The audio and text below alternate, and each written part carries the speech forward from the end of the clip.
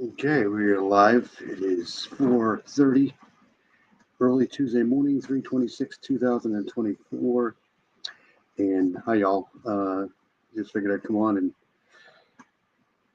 go over some of the latest stuff. So let me play my intro and I'll be right back.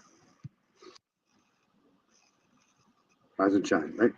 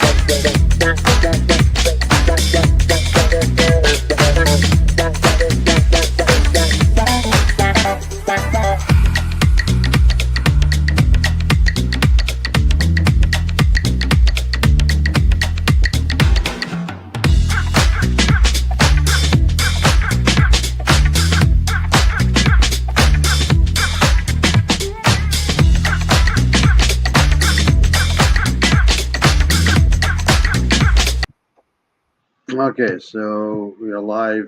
Um, Sorry I didn't come on Saturday morning, early Sunday morning, Saturday night, early Sunday morning, but we lost power for I don't know, a good day and a half. So, anyways, so let's get right to this. I'm gonna go over this Sebastian Rogers thing here. He's still missing, um, and this, I believe, this is the dad. It says mom, stepdad won't talk to him. So, a little bit of family quarrel going on here. So let's play this. Give me a second. I'll share the screen. Nobody's in here yet, anyway. So there we go. It's early.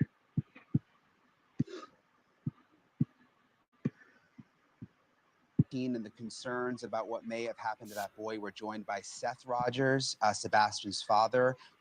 Seth, thank you so much for joining us. I'm so sorry for everything you're going through. We want to get the word out about Sebastian. Hasn't gotten enough national attention. Sebastian, I want to be clear, was with his mom and stepdad when he disappeared. But you're very close to Sebastian. Do you have any idea what may have happened here? I haven't been.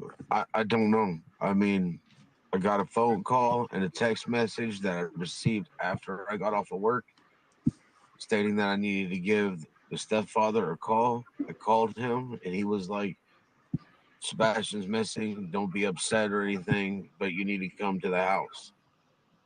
I couldn't. I don't know what happened to him.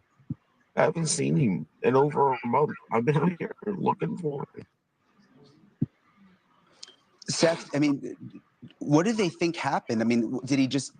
I mean, could he really have just walked away like that? It doesn't seem to make a lot of sense.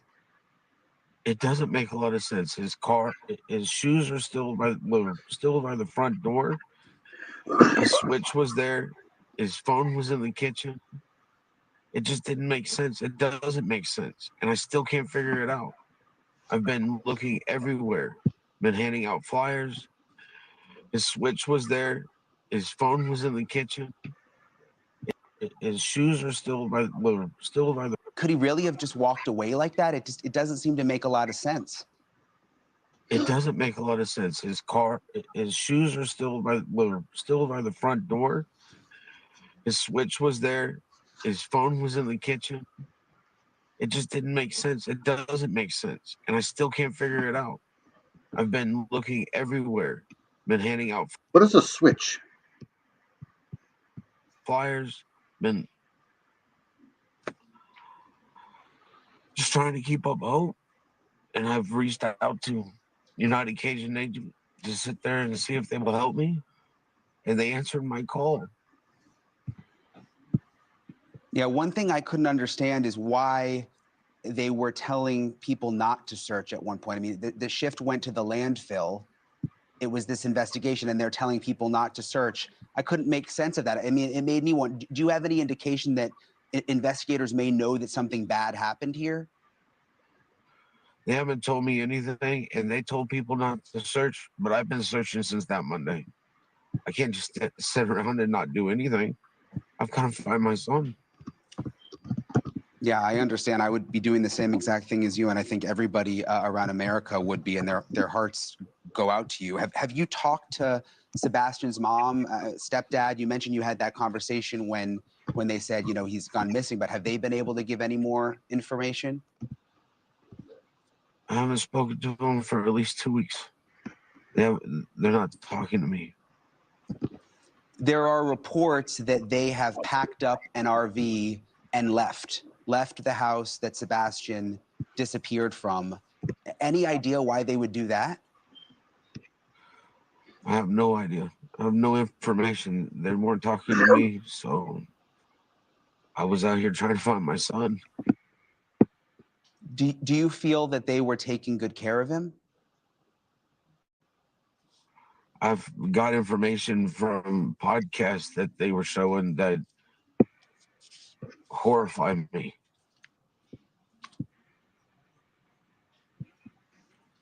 What do you mean? I mean, were they on podcasts or? I'm sorry, I know this is upsetting, but I just want to understand. They were going on podcasts, and it was like, it's supposed to be about Sebastian. They wanted to talk about themselves. I don't get that. We need to get Sebastian's face out to everybody. Have them looking for Sebastian. This isn't about me. It's not about his mom. It's not about his stepdad. This is about Sebastian. He needs to be found. Have they been searching at all? I mean, I know you're out there right now. Have his mom and stepdad been out there too? I can't answer that question. I don't know. I haven't seen them. And they've not been where I've been handing out flyers or searching. So I couldn't tell you what they've been doing. I mean, Seth, you know, I'm glad we have the picture up. He looks like such a nice young man. And I mean, would he ever leave barefoot? I know that's something that's perplexed some people. And even people who have children on the autism spectrum have been perplexed by that. Does that make any sense? It doesn't. It does not make any sense. If he knew he was going to go out walking or anywhere in the yard or whatnot, he would put on socks and shoes. He had a horrible experience as a child with fire ants. He learned. It's always socks and shoes, or at least something on your feet to protect you from what's on the ground. Thanks so much for watching. Go to joinnn.com to find News Nation on your television provider. Okay, so I'm trying to find a timeline here of. All right, so let's go here. I want to go up here. This is the print. So let's figure out some sort of a timeline here.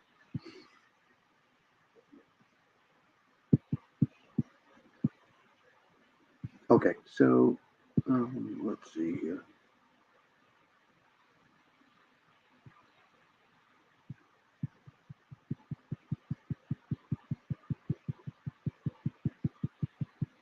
Below is a full timeline of what happened in the case today. I should make some sort of a thing on this. So Monday, February 26th, an endangered child alert is issued. So that's Monday. That's a full month ago.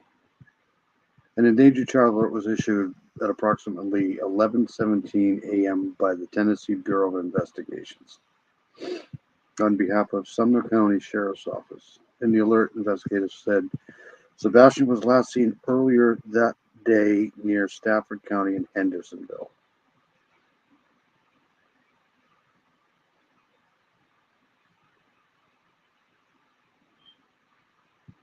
Adding he was wearing a black sweatshirt, black sweatpants, and glasses. So let's go.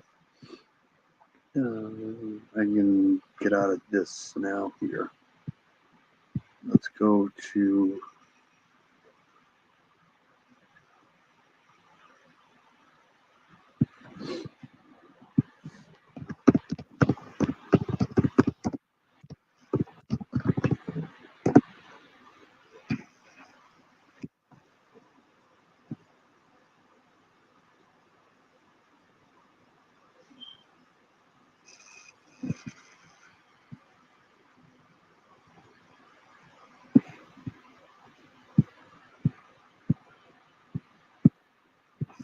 So in the alert, investigators said Sebastian was last seen earlier that day near Stafford Court in Hendersonville. So I have that. Give me a second here.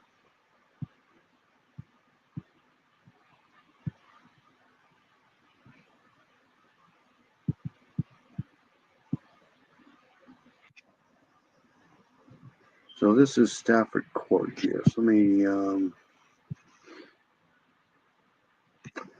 I can save this, I think. So let's save this.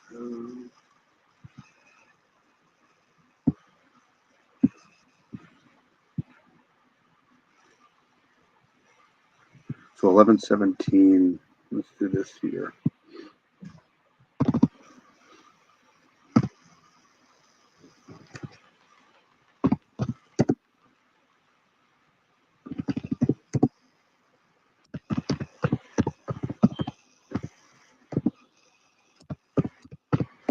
Oop.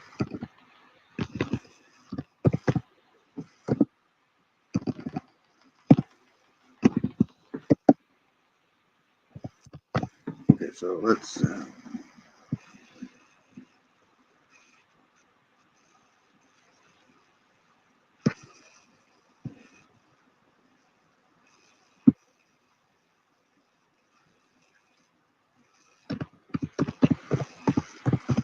I think I did this wrong, Sebastian.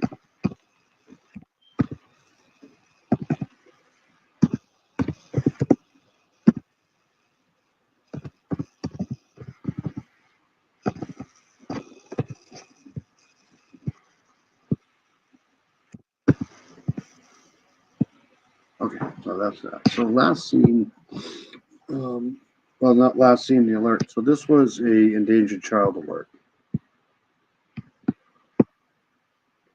Sumner County Emergency Management Agency Director Ken Wiedner said over 200 people had been dispatched to search for the missing teenager, including multiple canine teams, meaning dog teams, mounted units, helicopter crews, and drones. The search team covered a nearly 5-mile radius. I can't recall off the top of my head when the last search like this was. Obviously, this one is exponentially more important than it being a child who does have autism. So next day, Tuesday, February 27th, an Amber Alert goes out. On February 27th, the TBI announced that an endangered child alert had been elevated to Amber Alert based on additional investigative information. So they had additional investigation and additional information to prompt the Amber Alert now. That was a day later. I spelled this wrong. So an Amber Alert is issued when there is a reasonable belief by law enforcement that an abduction has occurred and the child is in imminent danger of serious bodily injury, according to the Department of Justice. So they must have had some reason to believe that something had occurred. Meanwhile, dozens of agencies continued searching for Sebastian and began employing unique tactics such as blasting his favorite song, Eye of the Tiger, while searching to call him out. So, what I'm going to do is let's get out of here for a second. So this is our starting point here, Stafford Court. So if I back out of here, so I'm assuming the 5 mile radius was here. So they must have canvassed around here. All right, so let's get out of this here. Actually, let's do this here. So this was done 5 hours ago. Let's do this here. Share this. I know nobody's watching, but that's okay. If you're watching on the replay, thank you. I just had some extra time on my hands, so I figured I'd do a live here. Now been nearly 1 month since 15-year-old Sebastian Rogers disappeared from his home in Sumner County. Thanks for joining us on this Monday, everyone. I'm Rory Johnston. Like you, we have followed this story closely and hope Sebastian will soon be found safe. Well, tonight we share this update. The teen's father tells News Channel 5's Jason Lamb, even 1 month later, he has not and will not give up hope. Wearing a ribbon of his son Sebastian's favorite color, Seth Rogers reflects on his son's disappearance nearly 1 month later.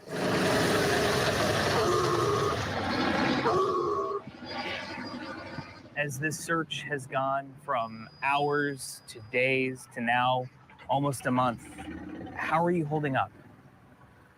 I didn't even realize it had been a month yet till about 3 days ago when I looked at a calendar. To me, it's just one big day, and it hasn't ended. And it's not going to end until I have my son back. After law enforcement scaled back its search, the United Cajun Navy, the same group that searched for missing Mizzou student Riley Strain, is now helping with the search effort for the 15-year-old boy with autism, who authorities say wandered away from his Hendersonville home. There's been no trace of the boy ever since. I'm curious what you would say to investigators to... So they're saying he wandered away. I wonder why they would be saying that. Some people watching now who would say that kids just don't vanish without a trace, implying that there must be some kind of foul play involved. What would you say to them? Foul play is still negativity. He's out there. We just got to find him. Stop making excuses. You know, if there's foul play, we'll find out after we get a hold of him. We got to talk to him. He'll tell us what happened. We just got to find him first. And let's just be clear for everyone watching. Do you have any knowledge whatsoever about your son's disappearance? I don't. I found out over an hour after his mother found out he was gone. With his son still missing, Rogers urged neighbors once again to check their properties, even places you'd think someone would never go. He's gone. See, there's two things. One, people just don't disappear off the face of the planet. I mean, and two, normally when this stuff happens, the families look at first. going to be in the weirdest place in the world because that's my son. You know, people are going to be like, oh, well, we're not going to check this, but you better check it because knowing him and his curiosity, he might be there. He might be there, an unending hope that Sebastian's father is still holding on to. Jason Lamb, News Channel 5. Okay, so that's that one here.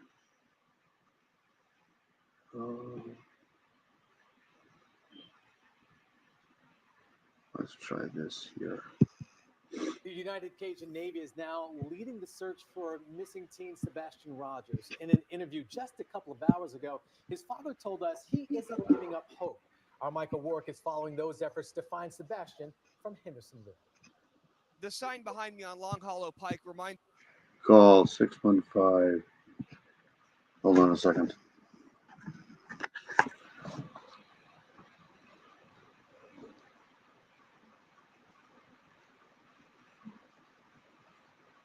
Okay. Drivers not to lose hope in the search for Sebastian, even though tonight we've reached 4 weeks since he was last seen. To me, it's just one big day, and it hasn't ended. And it's not going to end until I have my son back. Seth Rogers First of all, I can't believe it's already been a month. isn't going to stop looking for his 15-year-old son, Sebastian. The teenager who has autism went missing 1 month ago, believed to have walked away from his Hendersonville home, which belongs to Sebastian's mom and stepdad. Seth's been searching ever since. Every day. Every day. I have to. Stop looking is to give up hope. And I'm just not into that. He is my heart. If you get to know him, you'll smile all the time. When you see him coming, you'll smile. When you hear his laughter, it's the sun coming through the clouds. The United Cajun Navy is now helping look for Sebastian, bringing in search dogs and airboats. They're going to find my son, and they're going to bring him back to me. Investigators say there's nothing about Sebastian's disappearance that points to foul play, but nothing that's ruled it out either. You know, if there's foul play, we'll find out after we get a hold of him. We got to talk to him.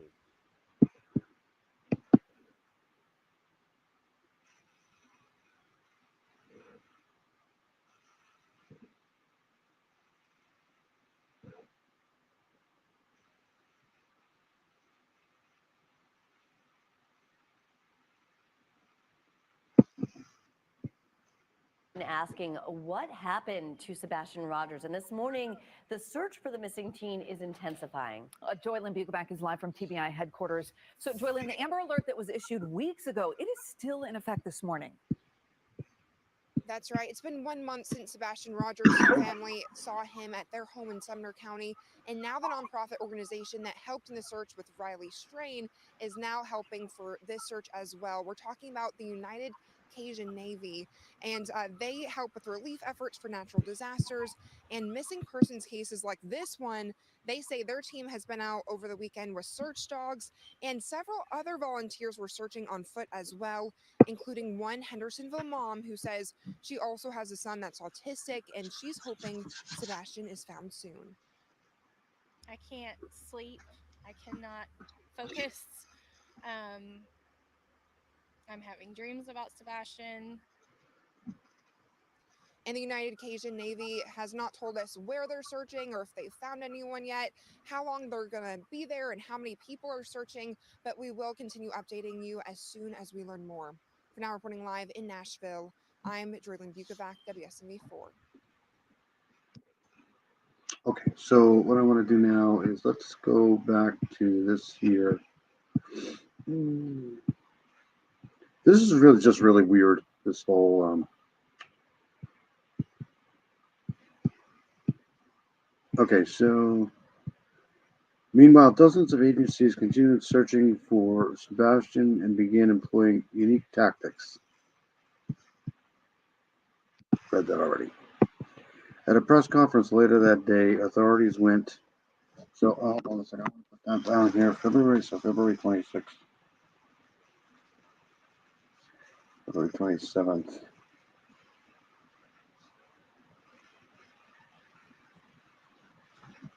I wish they'd get that Amber Alert thing done right.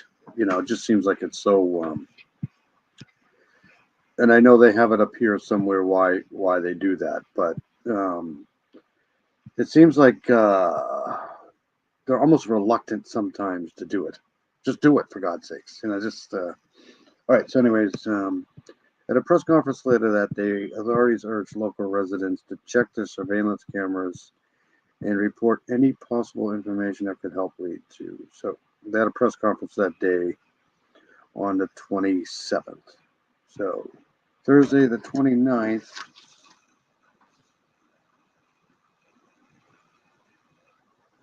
That's right, because it's extra day this year. So they had their press conference. No, they drained the pond.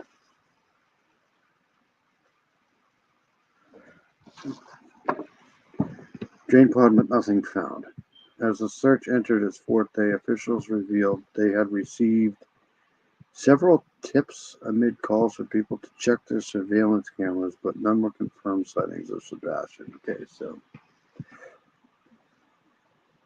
Hey, Karen, how are you?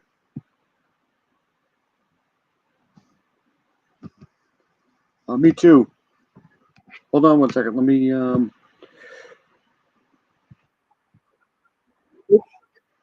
Hold on a second. I just saw that. Give me a second.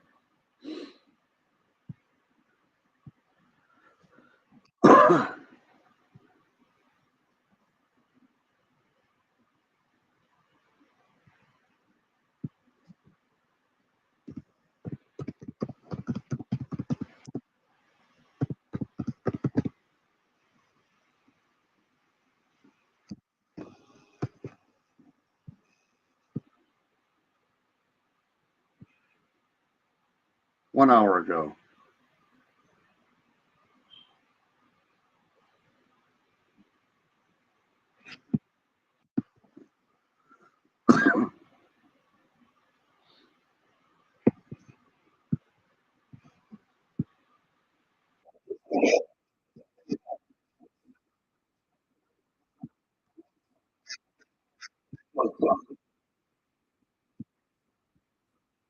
Okay, hold on a second. Let me share this.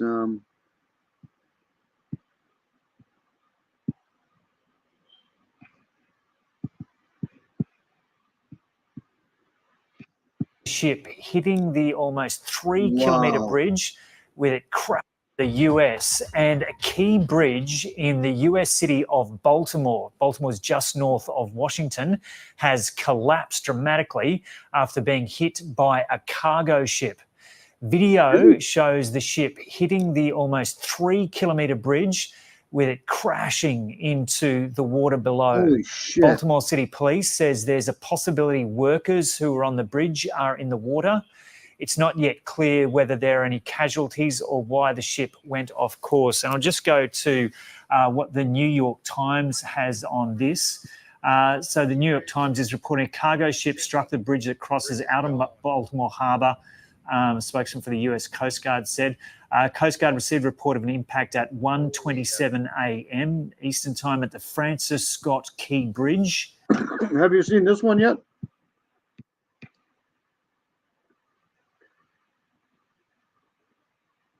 This is horrible. This is absolutely horrible. Nobody's awake yet, probably.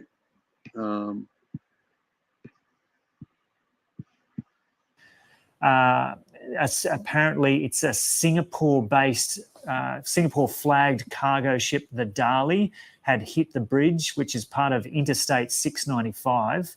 The Dali is reported to be 948 feet long. This is reading, so really dramatic pictures that have only just come in. This is the first time we're playing them, of this major bridge in Baltimore collapsing, part of an interstate highway. It appears from looking at the. Do you want to watch this one, or do you want to watch Fox 5 Washington? Because Manimal's still on.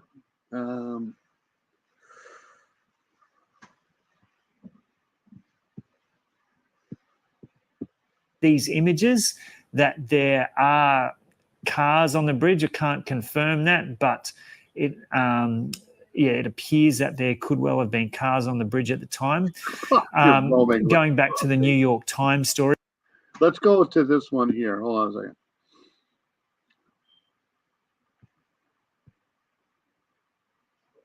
This is live from Fox 5, Washington, D.C. I don't know if there's any sound, but this is live.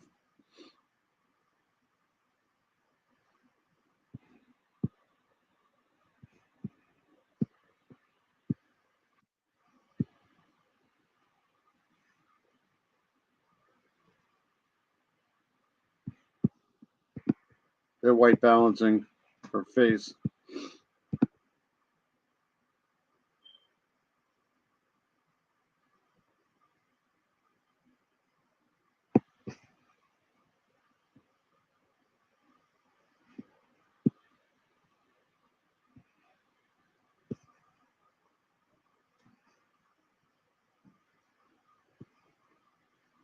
No sound.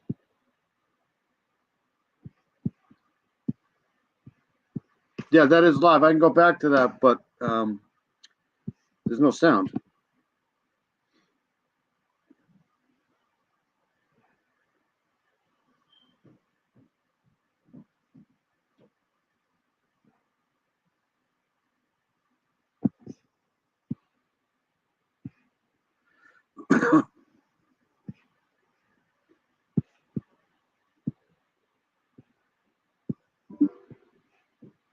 Well, we'll leave it here for a second. I know there's no sound.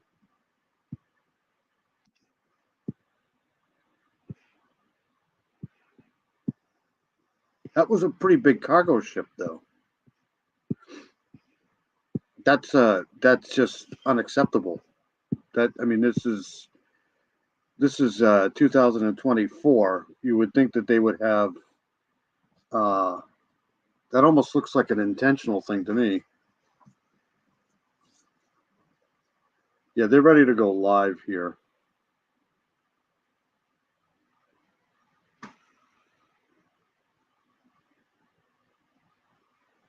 Why don't I have any sound?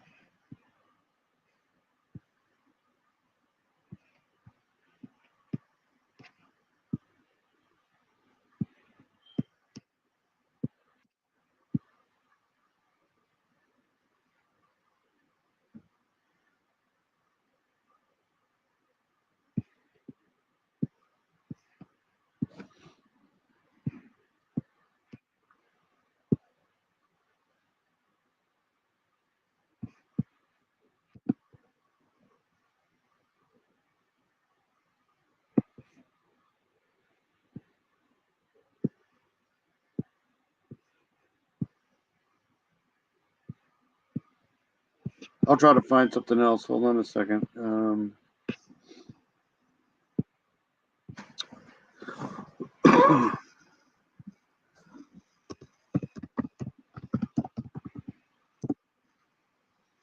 This is horrible.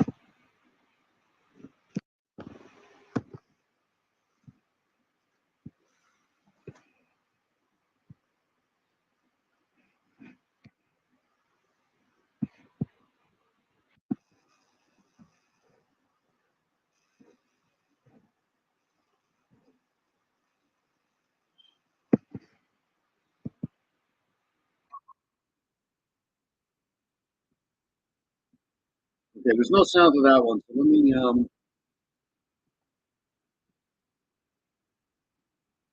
well, it's good.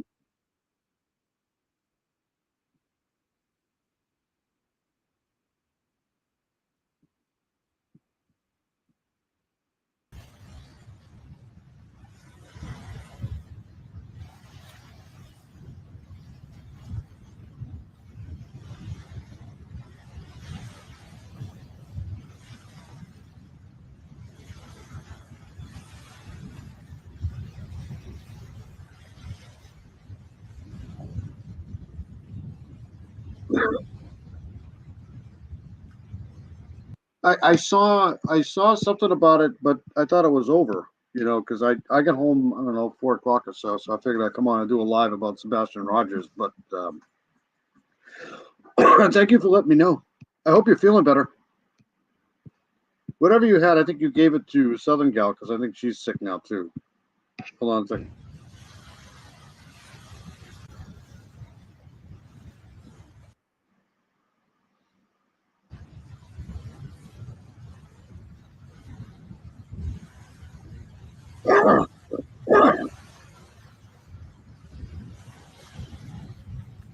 Good.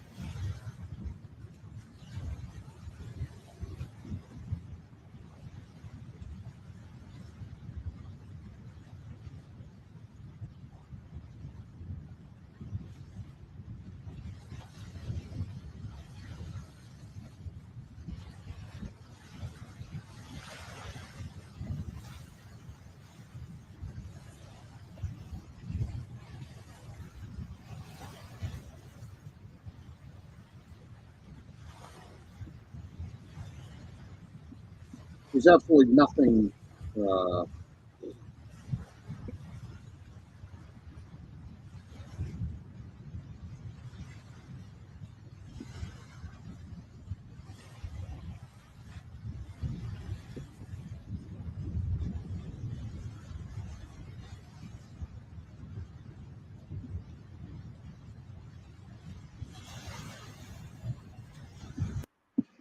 Whoops. Yeah, there's absolutely nothing going on. Yeah, Agenda Free TV is on for sure.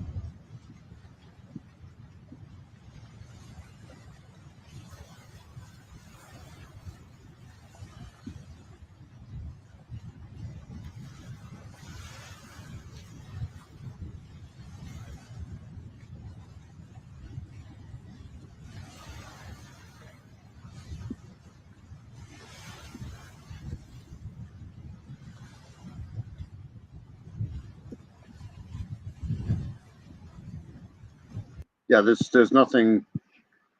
That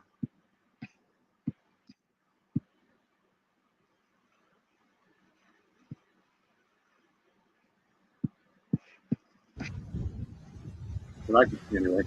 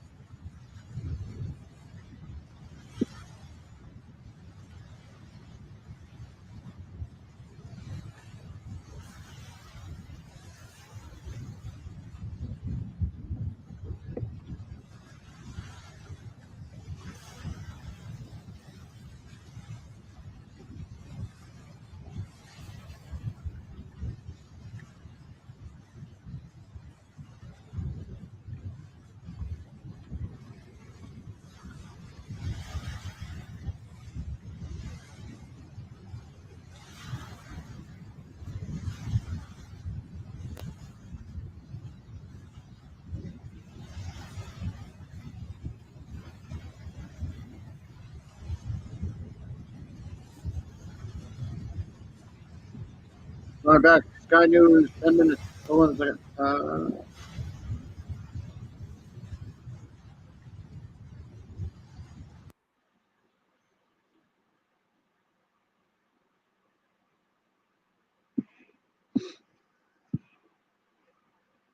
This is 4:02 Eastern Daylight Time. It's 5:06.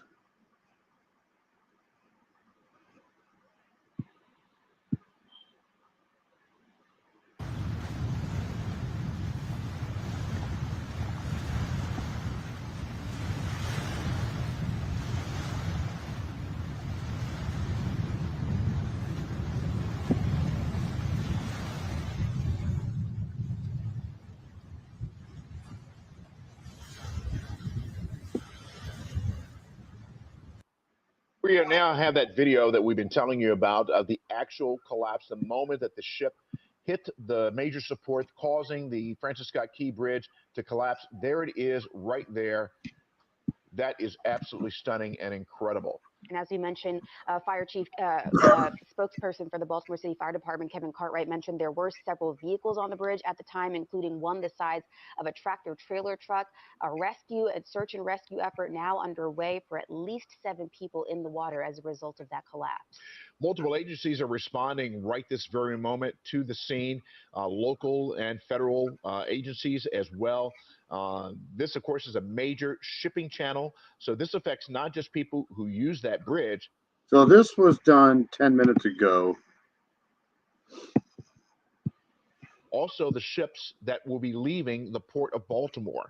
All right, hold on a second. Of course, a major port on the East Coast. I'll pull that one up too. Bridge, of course, opened in 1977, spans the Patapsco River, vital artery, of course, for the port of Baltimore. It's a hub of shipping for the entire East Coast, and of course, named for the writer of the Star Spangled Banner. It's just surreal to see the entirety of this bridge come down like that. You just don't think you'll see something like that, but you're seeing it here. Right. And of course, as you would imagine, there were a number of people up and about around Sure. this morning about the time this happened. We have some sound from at least one person who was a witness to what occurred this morning. The ship had crashed into the Key Bridge, and I couldn't believe my ears. Well, they sent the video with it, and I saw it from my own eyes, and it's unbelievable, unbelievable. This is going to be catastrophic for many reasons. Number one, the harbor's blocked. Number two, we're not going to get any more new car deliveries at this time. Amazon is just on the other side of the river, and you can forget your same day, next day delivery packages. The Beltway is going to be a parking lot. The tunnels are going to be over jammed. And that's not even talking about the death of the people that were working on the bridge, maybe driving across the bridge. We don't know. It's like 4 in the morning. I heard it happened at 1:30. We had the windows open in my bedroom. Didn't hear anything. Didn't hear. I don't know what happened, but the story that I heard, and believe me, this is not. I don't know if this is true. Is that somehow the ship lost power and just crashed into the pilings, and that's all it took. Because you know, a bridge is a very fragile structure. It can actually is like a house of cards. You hit. A guy in Rich's chat lives a few blocks away from the bridge. He said there was a shock. I bet. I've seen that bridge before. Hold on a second. Hit it in the perfect spot, and it's gone. And of course, that was an eyewitness. Now, a lot of what he said, of course, we understand the. Oh, you gotta be kidding me. We now have that video that we've been telling you about of the actual collapse, the moment that the ship hit the major support. A house of cards. You hit it in the perfect spot, and it's gone. And of course, that was an eyewitness. Now, a lot of what he said, of course, we understand the importance of the bridge. We have no confirmation on some of the information that he was providing in terms of what is going to happen next. Not only that, we don't have confirmation on what happened with the ship and what caused it to hit the pilings there and causing the bridge to topple into the water. But the sentiment of what he's saying is absolutely true for so many people who live in that area, who use this. I'm actually with you. I'm surprised there isn't more people covering this. This bridge on a daily. But it is early. It's, you know, it's getting to be late early.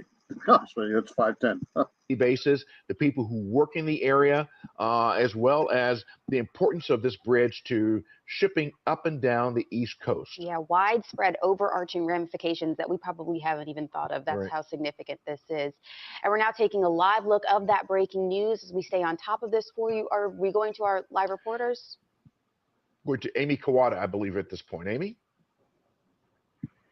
Hey, Vic, yeah, just going off of what you guys said, just so devastating to see those images and that video showing the moments that bridge collapsed and the cargo ship collide with it. I did speak with another man. His name is George. He actually arrived on scene here in tears because he was just so shocked and devastated. As you mentioned, millions of people travel through this road. This is a very well-traveled bridge here.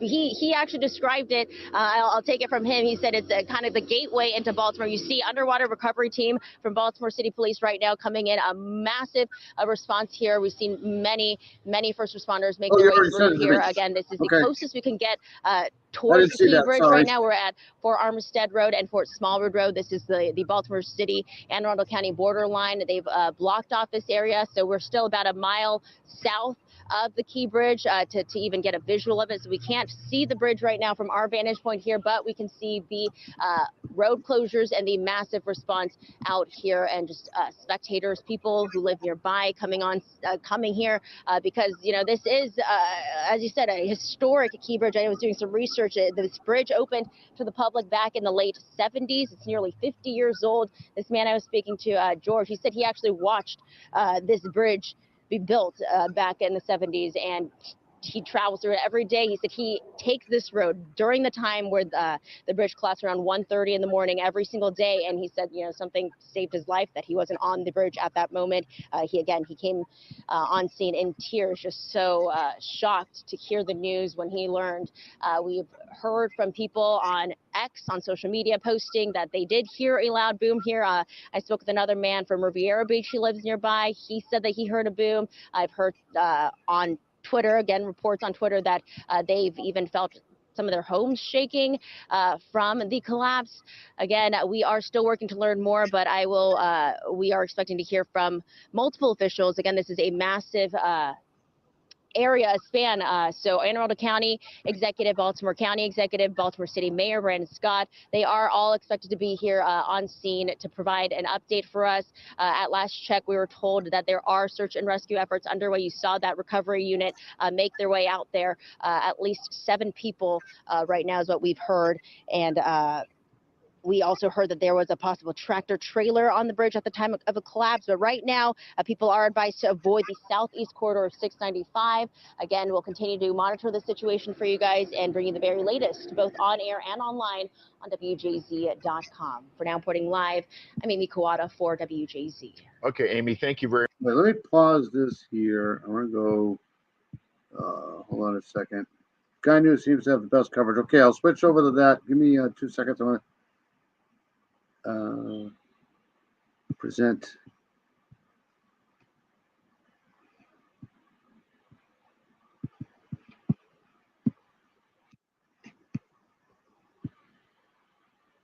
no sound again.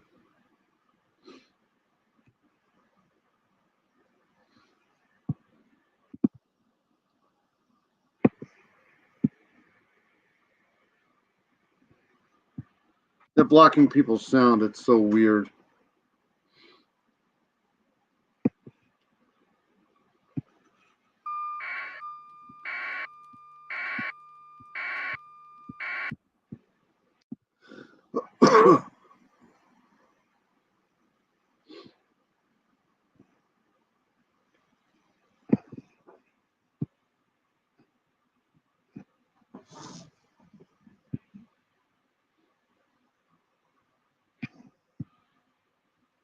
All right, let me go back to Sky News, I guess. Let me get out of this for now. I can go back to that.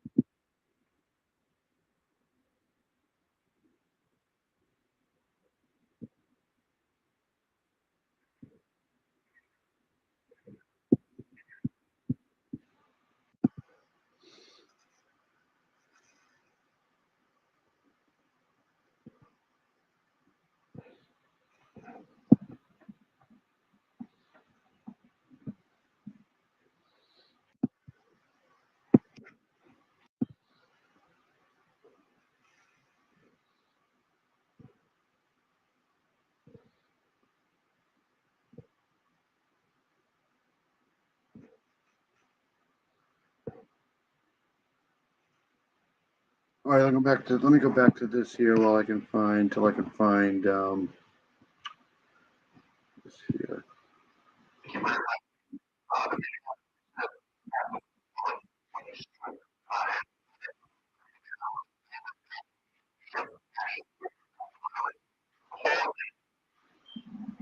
Yeah.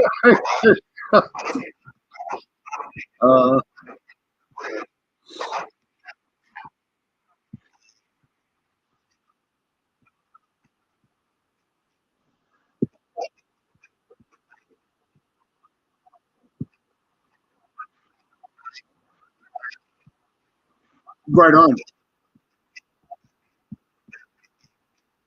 As the other agencies that are involved, because it's dark.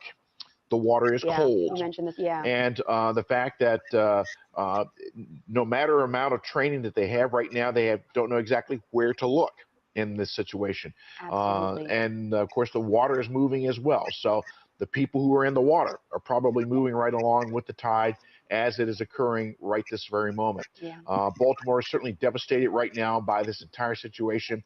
And of course, emergency responders, we are, of course, keeping them in our thoughts and our prayers and making sure that they're able to perform their jobs. And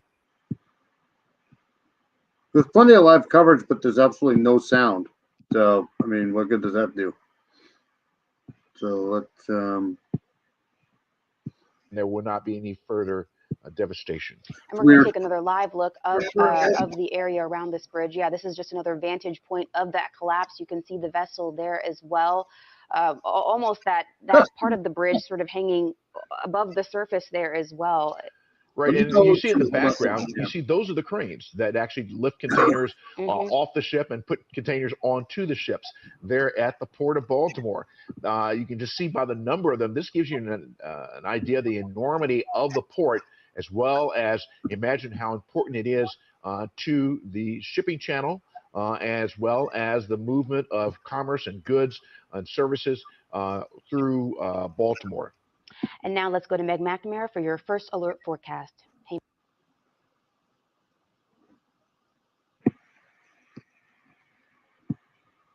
All right, so let me see if I can find. Hold on a second. I'm gonna go down here.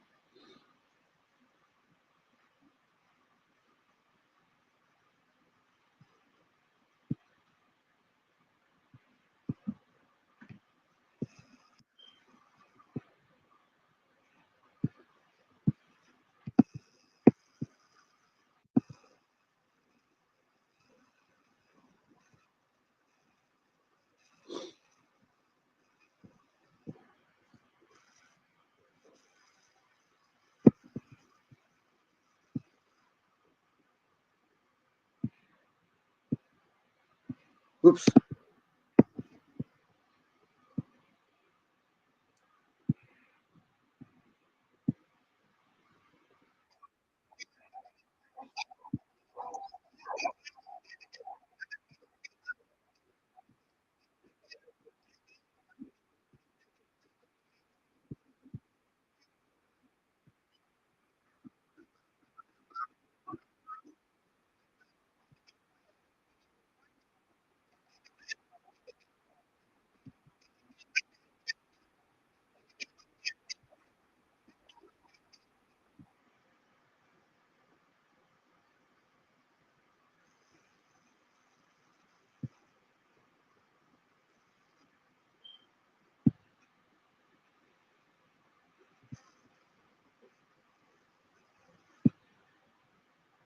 Can you hear that?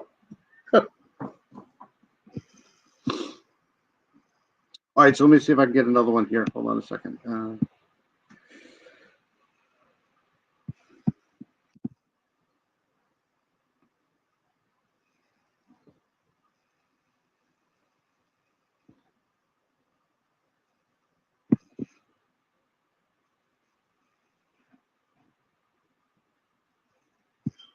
Team coverage of this bridge collapse as the investigation into why and how this could have happened is just the beginning.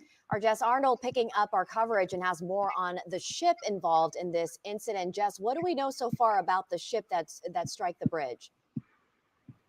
Yeah, well, this is according to the website Vessel Finder. It says that this was a cargo ship. It was flying the Singapore flag at the time. It was en route to Baltimore when this happened. And, you know, of course, we're still working to learn a lot more, but that's just some of the facts that this website has. Now, when it comes to, you know, the impact to the ship, that's where we have a lot of those questions still. Like, how many crew members were on board? We've heard reports. Did maybe any of those crew members end up falling in the water? So I got the scanner on too. So From this impact, what kind of damage, you know, does this mean that there's fuel leaking into the water there? This is all stuff that we are still working to learn the answers to, but those very basic facts, again, look at the we're coming size from of that Vessel. thing. Look at this. It hit right at one of the moorings here. Footings, I mean. Finder. And I want to point out where we are as well. We are near Fort Armstead Park. We see here that emergency response officials have this entrance to the bridge blocked Can you hear the scanner? No?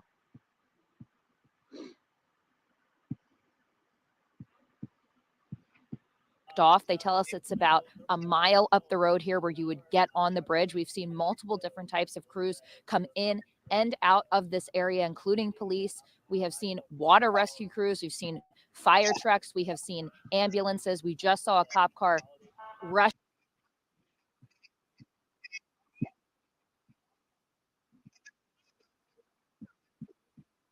Why do I always do that? Hold on a second. Let me share this.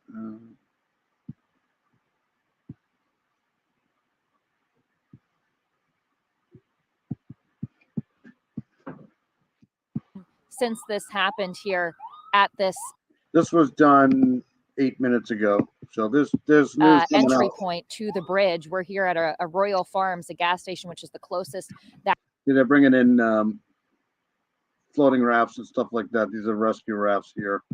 we can get to the entrance. You can see here that it looks like they are carrying a boat, more water rescue crews to see if there is anyone in the water. Of course, working to learn if there's anyone that does need to be rescued, if there are any injuries. Again, when it comes to the ship, if there are any crew members from the ship that might be in need of rescue as well. So we're going to stay posted up here and work to get some more information on this aspect of it for you. But for now, as we continue to show you the shot of those crews heading there toward the bridge, or where the bridge used to be, I'll send it back to you in studio.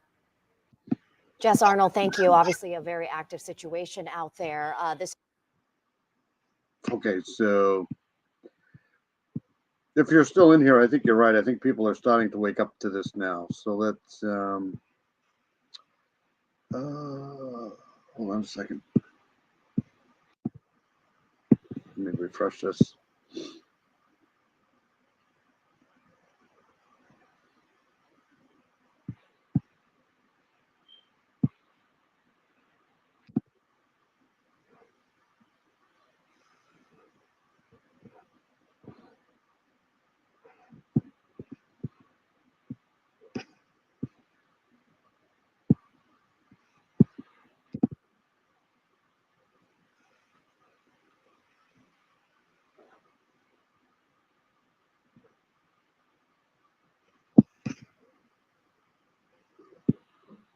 Breaking right now in what officials are calling a developing mass casualty event, and a portion of a major bridge in Baltimore has collapsed. A large boat hit it and sent several cars into the water along with it. It is an awful situation. Yeah, I can't find anything either. I do have the scanner on though. I wonder if you can hear that. Hold on a second. Atlanta News first Gravir Denza is now tracking the story. Gravir, what can you tell us? Okay, so we know this happened in the wee hours of the morning, really in the overnight hours. Authorities saying that they got the call around 1:30 or so this morning. I'm just reading the latest information. Right now, authorities are saying they may be looking for as many as 20 people in the water. This is happening. Okay, hold on a second here. Let me share this.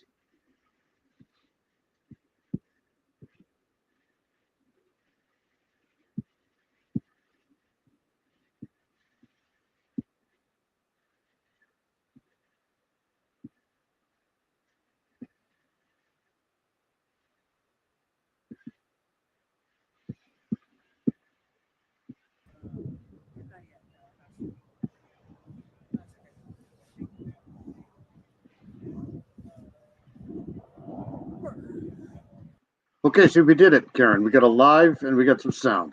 Woo-hoo. So this is coming from the Associated Press here. And this is live. I should give them a shout out here.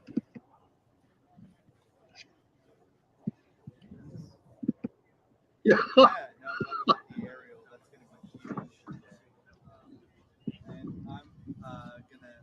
Stick around. I got a chair. I got food. I prepared. Thank you for letting me know. I saw it when I came home, but then I didn't think anything of it until you told me about it. And I'll try my best to get a couple of like. So I got the scanner on too for the this is Baltimore police scanner. So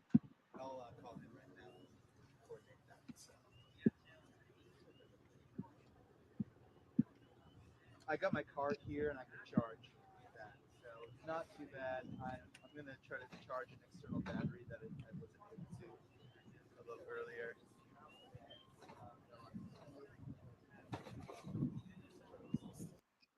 you can't make this stuff up, right? You just can't do it. This is like how does this happen in this day and age? Like just a freaking cargo ship just hitting support for a major bridge. It just doesn't make any sense, man. So not a bad little staging area that's really accessible to our vehicles. And fairly close. It's in like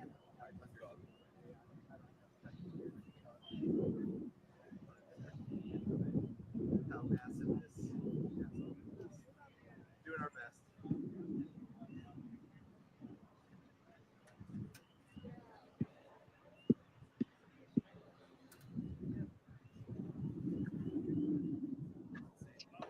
Have you ever been there to that bridge? Have you ever been to Baltimore?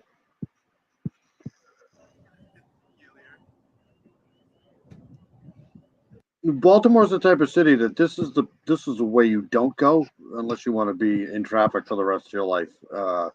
We usually always go around Baltimore. Sounds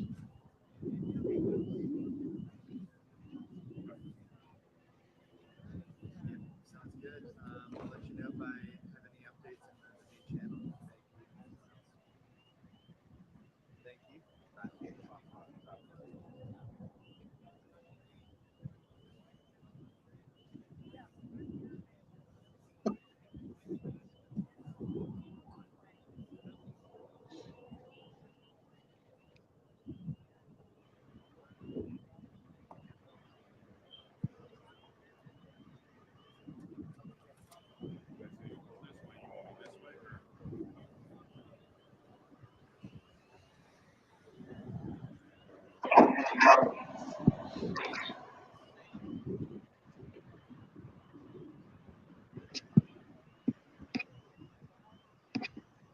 Let me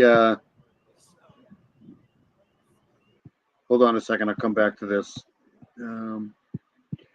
This is the map. I have the map up, of course.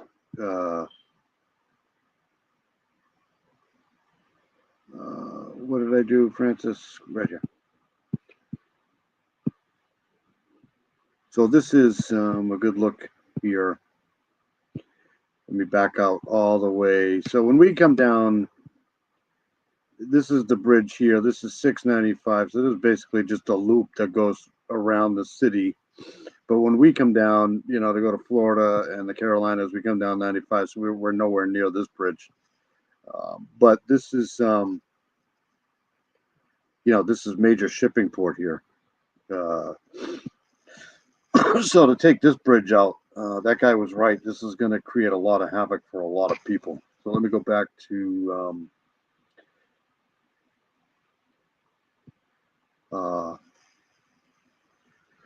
let's stop sharing the map. I can come back to that too. Let me go here to the live. Yeah, we go nowhere near that.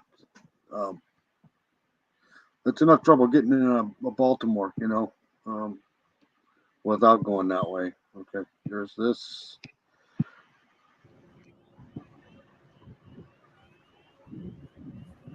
me refresh here.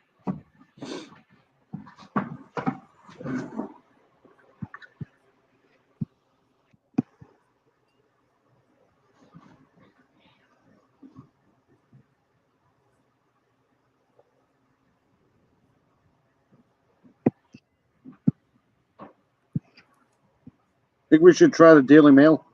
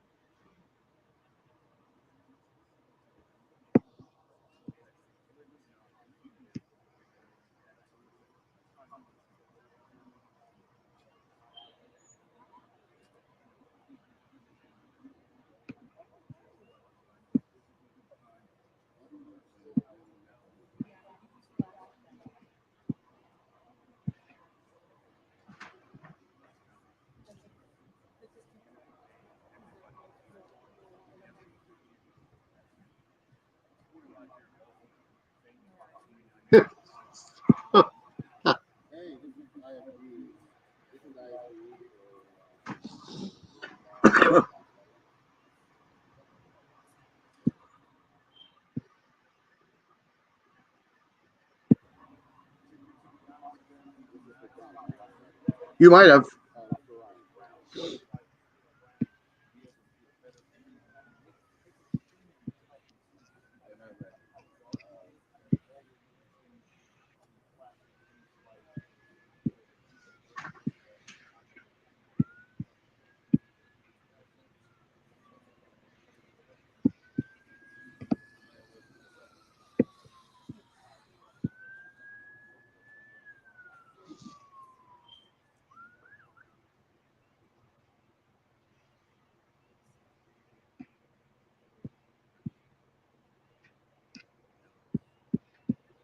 I know one thing. The captain of that cargo ship was a dumbass. I mean, I don't understand how you do that.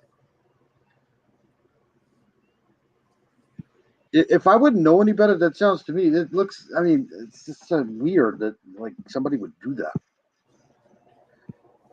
I mean, you have to literally be sleeping to do that.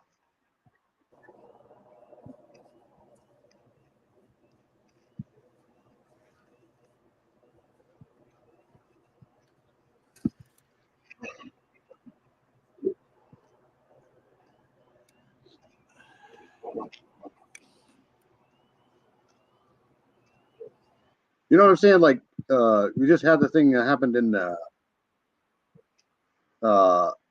Moscow thing, and then all of a sudden this thing here is just really weird. I'm not saying it's terrorist related or anything, but you literally have to be an idiot to do this.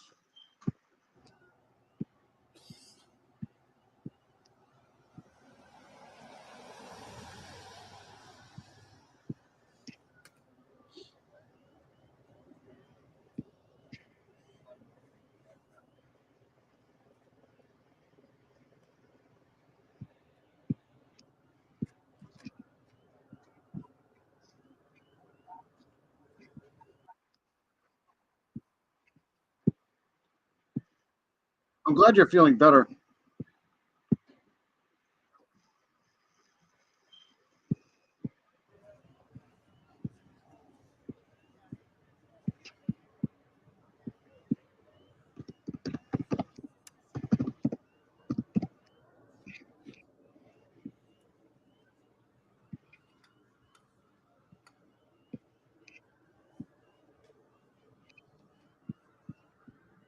Yeah, it looks like it's heading out. Looks like it was, from what I can tell, looks like it was. I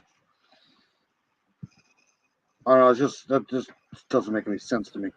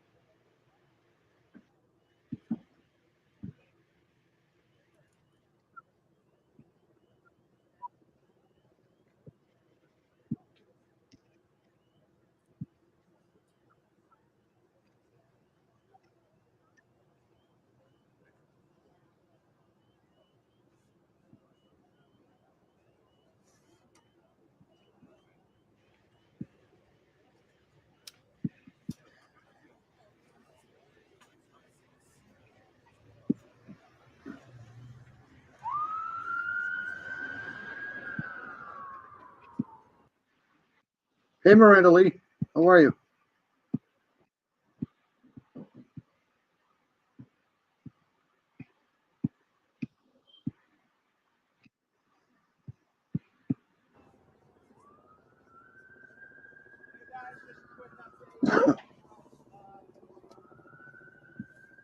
Good to see you, Miranda.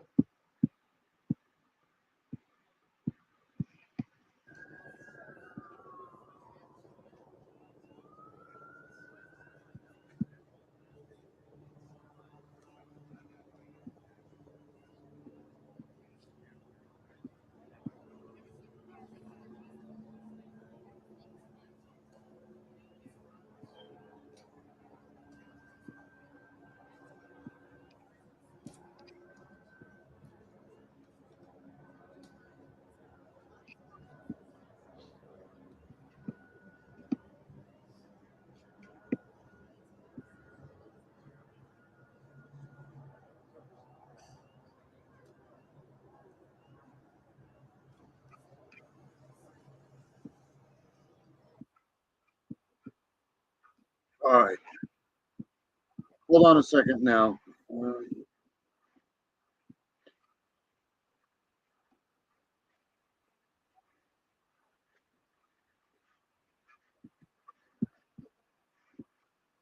Vessel taking it down. I'm seeing now that the scale of this ship, we're talking about 1,000 feet long.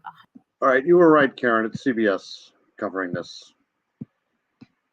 Hold on a second.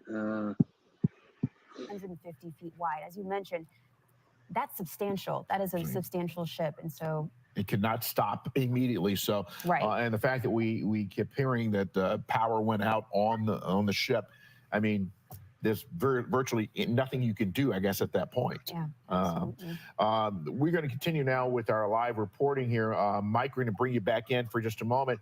You mentioned earlier that you have seen or actually covered bridge collapses before in your past. Does this one even compare to what you've seen in the past?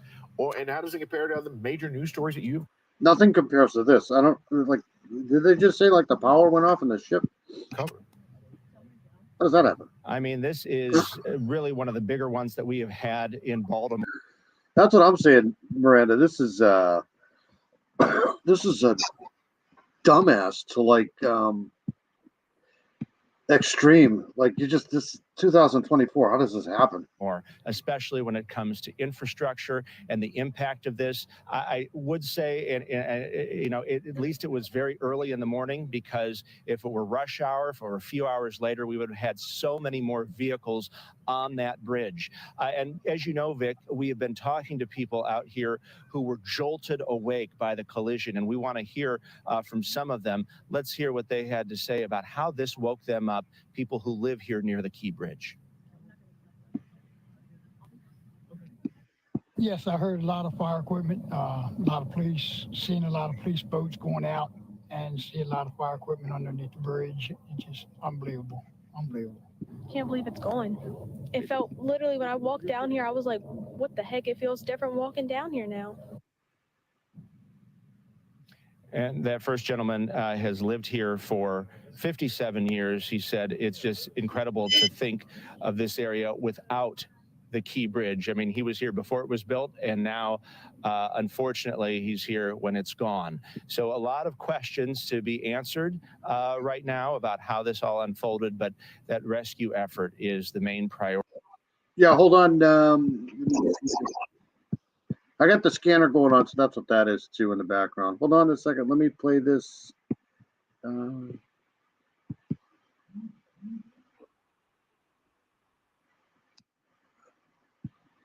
right, let me get out of this first, and then I'll play the. I think this is the collapse. Hold on a second. Oh yeah, Twitter has it first all the time. Twitter is. I should have gone there first, but.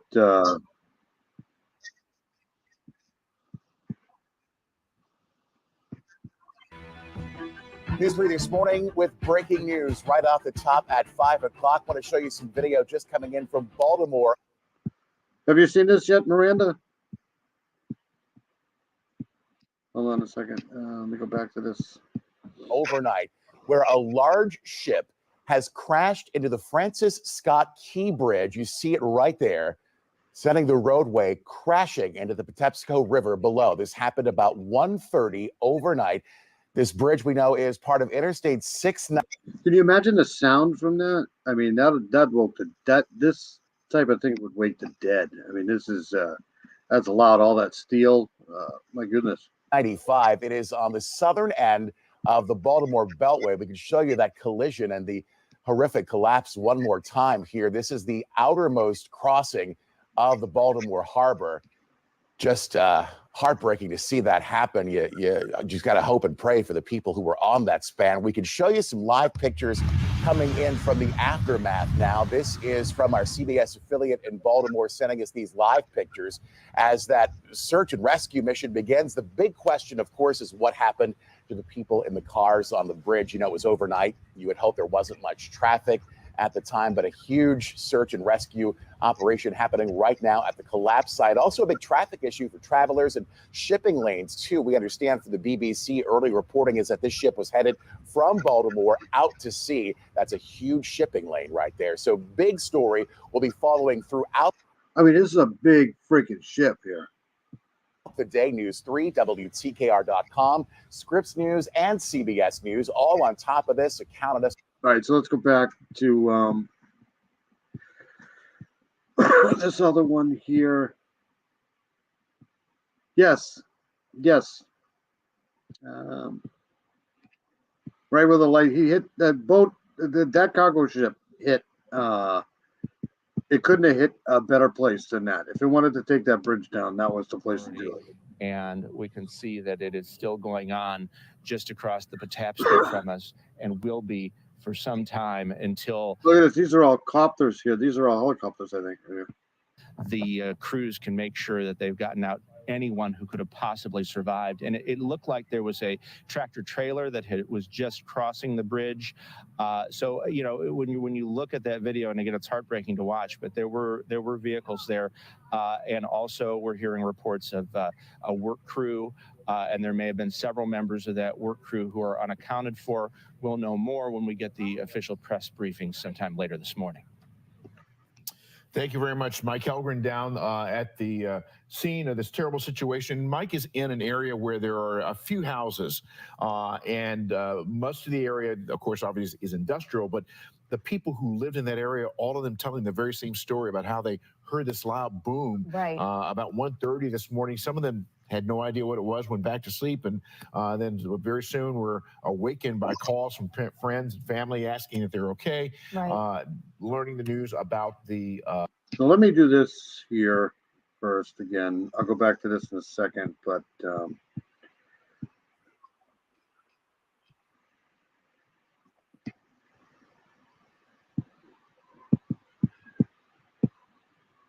So this is Baltimore. This is 95. If I back out of here, I'm pretty sure everybody knows this stuff. But here's Philadelphia. This is like a major.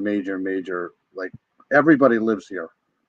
It's just amazing how many people live in this area. If anybody travels like up and down the coast here, you know that there's a shitload of people in here. So let's go in here. So here's 95 here. This is the major route that connects everybody to everybody north and south. And then this is basically like a loop around the city here.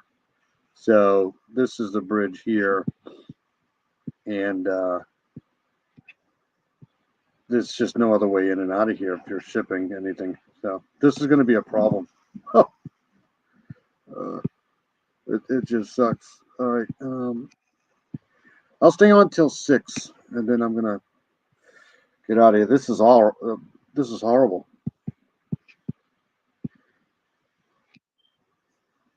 I mean, the other good news is it happened early in the morning, so hopefully nobody was on the bridge. The collapse of the bridge. We're going to go now to our chopper video, as you can see right there.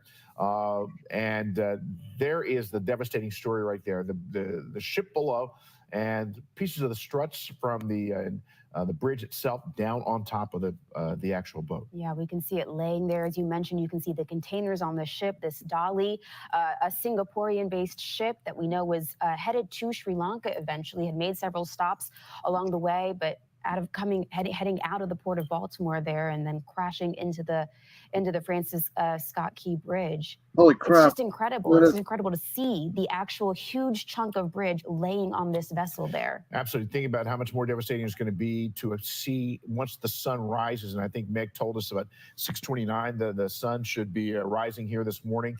And of course, that will give a tremendous advantage to the people who are there working in the water and those who are trying to figure out exactly what happened. Absolutely. WJC, of course, has been on top of the story since it first happened this morning. Let's recap exactly what occurred. 1:30 this morning, a cargo ship named the Dali. So 1:30. With the Singapore registry, struck a pylon of the bridge, the Francis Scott Key Bridge, and within seconds, the entire bridge had just completely collapsed. There you see the ship stationary. We understand that it may have lost power just prior to the actual crashing into the bridge. We understand there may be as many as 20 people who are in the water. Rescue crews from all around Maryland are responding right now. Many of them are already on the scene, already in the water, performing search and rescue. Yeah. So this, hold on a second, just to give you a perspective,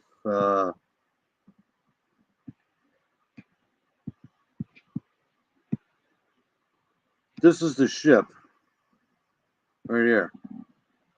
This is a massive container ship. And it just took out a major United States bridge right here. This is the exact location too. It's from Singapore. It's just this. I just wanted to show people. I mean, it's a big ass ship. All right, so let me go back to the live here.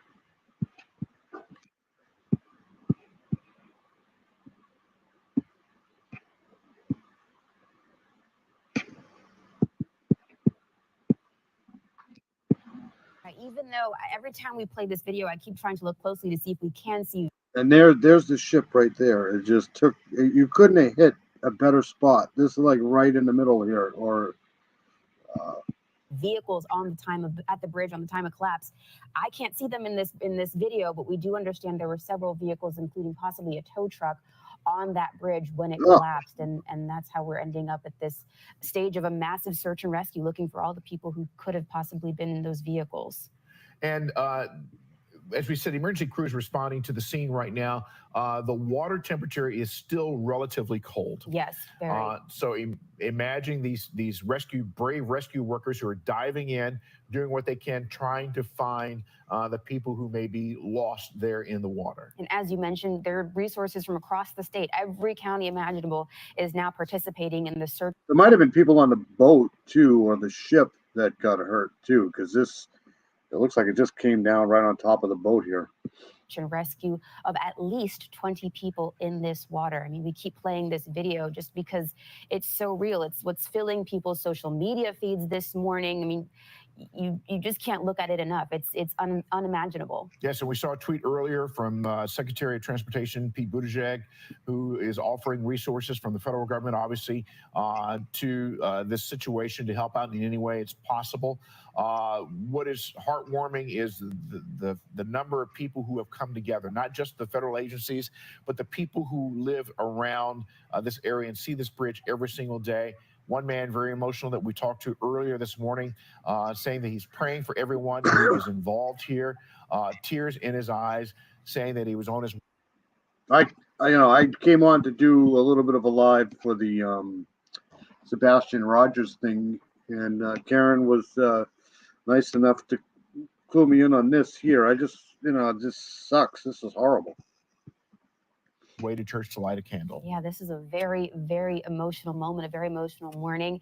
Everybody who's been impacted. I mean, you heard that one man say, "You can't go back to sleep." It's now ruling your consciousness for the day. It's incredible. Most definitely, word spread very, very quickly about this across the United States of what had occurred.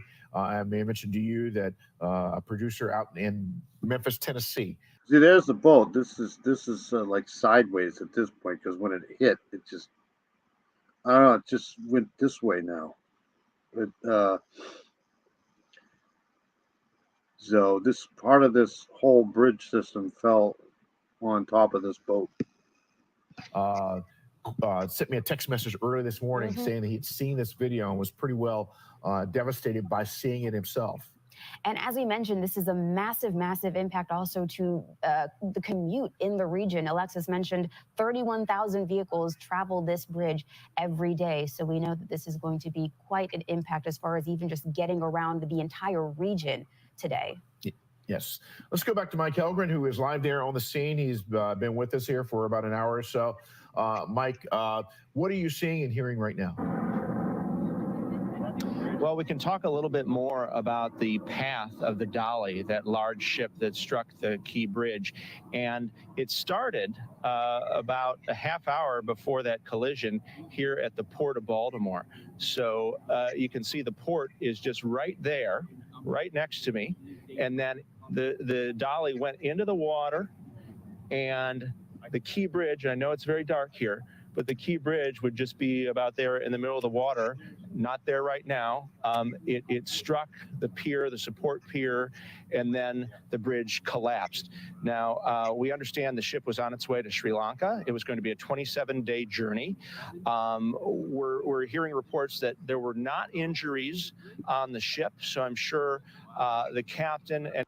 So this thing was loaded and heading out to sea. It was going towards its destination, so it was leaving.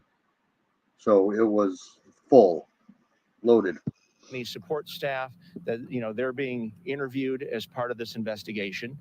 Something else important to point out was just again talking about how massive the bridge is. I mean, this took 5 years to construct. The equivalent of more than $700 million was the cost of the Key Bridge. So, replacing this. And one moron just takes it out. Like, good Lord. Big piece of infrastructure, and I know that's not the priority right now, but that could take a very long time. And the Key Bridge was used to transport a number of hazardous chemicals that could not be taken through the tunnels in Baltimore. So this will impact, transportation, truck transportation up and down the East Coast, just the magnitude of this. And, I don't know how long it could take to even reconstruct this, but it took 5 years in the 70s to construct the bridge in the first place, and a big cost as well. And you mentioned the Transportation Secretary Buttigieg has said, that the federal government is standing by to help in any way possible. We know that they're already providing rescue assistance, and we're seeing state and local officials as well. Again, the rescue being the priority here, but there are a lot of moving parts here and a lot of big questions ahead. Mike, let's talk for just a moment about the importance of the Port of Baltimore. We know that this is a major part of the economy for the state of Maryland, as well as for the city of Baltimore. $3.3 billion in personal income generated through the port. 15,330 jobs. We're talking about a lot of people who are going to be affected by this. Certainly. And, the investigation, of course, is going to look at exactly what went wrong on that ship. But right now, yeah, the ship traffic, I mean, they've got the rescue effort underway. So we don't know, also the large girders from that bridge that collapsed. I mean, all of that is going to be part of the investigation. It's going to take a while to get that out of the water. And so there are a lot of moving parts going forward. They'll probably just float that bridge down until I don't see how they're gonna take it out of the water. They'll probably just float it and then take it apart. And you mentioned just the importance of the Port of Baltimore. Also, there are more than 11 million cars that cross the Key Bridge every year. So that's also a major artery, a major hub for truck transport. And again, as we were mentioning, the hazardous chemicals that can't go through the tunnels have to go across the Key Bridge, and they're going to have to find alternate routes of transport up and down the East Coast. Mike, you showed us all the neighbors who were sort of just standing, watching, taking this in. Does this seem to be? I'm actually so happy to have my computer back because the other computer, it would have taken me 500 cigarettes to do this live. This one here is much better. Sinking in? Talk to us about how people are processing this. It's just so unimaginable, as we've been saying all morning. Yeah, I know some people did not want to go on camera just because, it's early in the morning. They're still a bit in shock. But I can tell you, it really is shock that this actually happened. Watch this. It's just unbelievable. I tell you, when I shouldn't be laughing. It's not funny, but that's just wow. You have to have really good aim for that. That's hard to do. I mean, he just took it right out. If he hits over here somewhere, it probably doesn't cause that much damage. But that like a bowler 10-pin just strike. You hit it perfect.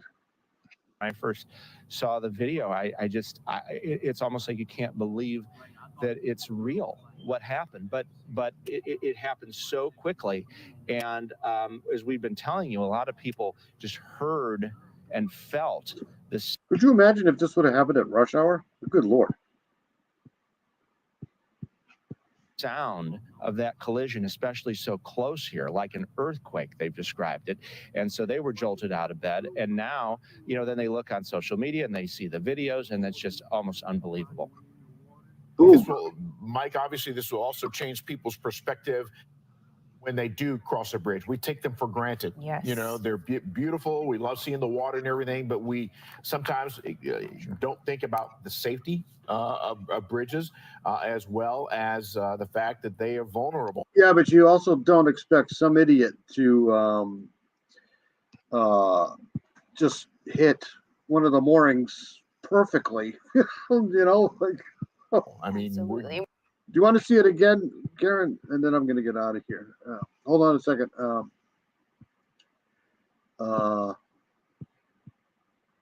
It's so this feed here. I think this is. Did I get rid of it? Oh, I couldn't have gotten rid of it. Hold on a second.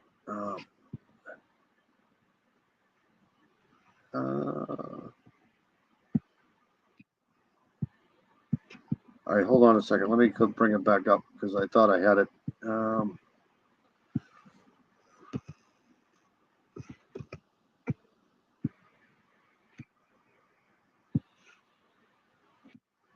right, there it is.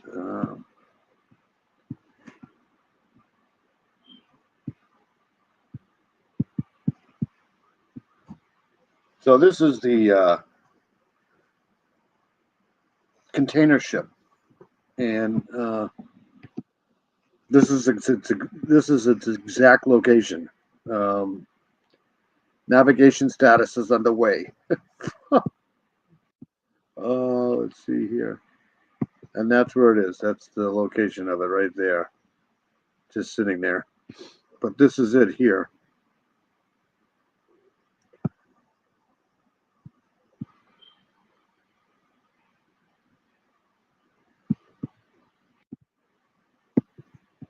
Oh, there's more pictures. Okay, cool. This thing was loaded too. This is a pretty good sized ship. It's long, heavy. These people aren't getting this shit anytime soon. That's for sure.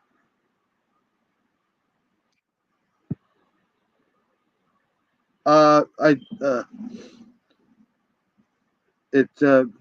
of the reporters said there wasn't anybody hurt on the ship. That's what I thought too, but I'll do a few more pictures and we'll go back to that and then I'll get out of here. Yeah, this thing here just took out an entire bridge, and that'll do that. This is a big ship. These things were useless. All of this equipment up here, these radars, navigation tools here, useless. Absolutely useless. Ugh. It's just one of those things where you just, I don't know. Every day there's a new idiot, you know. Like, I shouldn't be laughing. It's just horrible. But just, God. We're a coastal region. We've You had one job. Right? Just drive the ship out and bridges all around. All over the place. Yeah, just incredible to think just exactly where that hit, that was enough to collapse this structure. And I know that there are, safety guidelines and they're built to withstand some impact. So I'm sure that's going to be looked at as far as the infrastructure and whether, there were any issues with the bridge. But, obviously when you have a ship that large and it hits a yeah, no, this thing here, it was almost like this ship was built to take this bridge down. Like, that exact spot. I mean, it just went so fast. And I did read that the bridge is 183. Yeah, I mean, losing power, I don't know. That must have been one hell of a rat on that ship to cut power like that. I just don't understand. I mean, this isn't the 1920s anymore. This is 2024. They got to have backup emergency systems on these things. I don't know. It just seems really weird.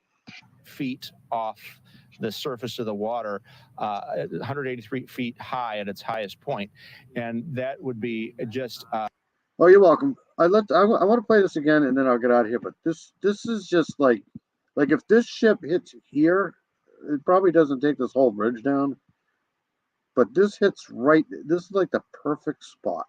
Like it just, and the angle that it hit at.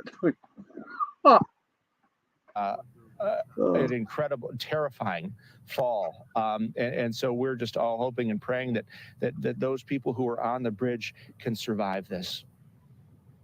And of course, we also have in mind the people, the first responders, and their safety as well. From what you're able to see and what you've been able to hear, the bridge collapse is.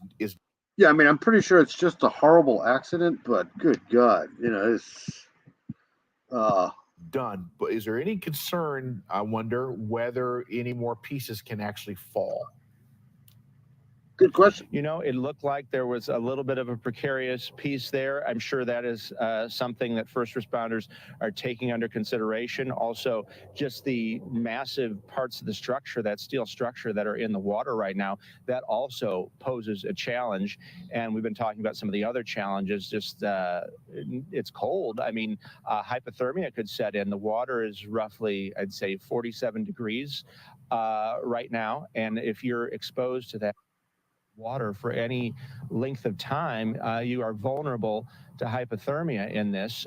So they want to get, if people survive this, if people are in the water, the priority is. In my opinion, is if anybody was on that bridge and they made it into the water, they're probably not alive. That's just my opinion. That's, I mean, anything's possible, right? All right, I'm gonna get the hell out of here. It's 6 o'clock. I see the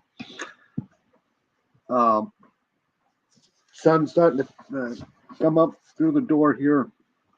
want to thank Karen Lee for bringing this to my attention because, I mean, like I said, I got home, I saw this on YouTube, but I thought it was already over. But obviously, it's not. It's not over. It's just the beginning. So, I hope you found a good feed, Karen, because this was CBS News Baltimore. So I'm pretty sure once 6:30, 7 o'clock comes up, everybody will be covering this. So thank you, Karen, for coming in. Thank you, Miranda. Everybody have a great day. I'm going to get the hell out of here because it is time to sleep. But everybody have a good day. Stay freaking safe. Don't go near bridges today. Trust me. All right, I'll see everybody else. I might do another live tomorrow morning. Again, I'm not sure. We'll see. Good night, Karen. Stay safe.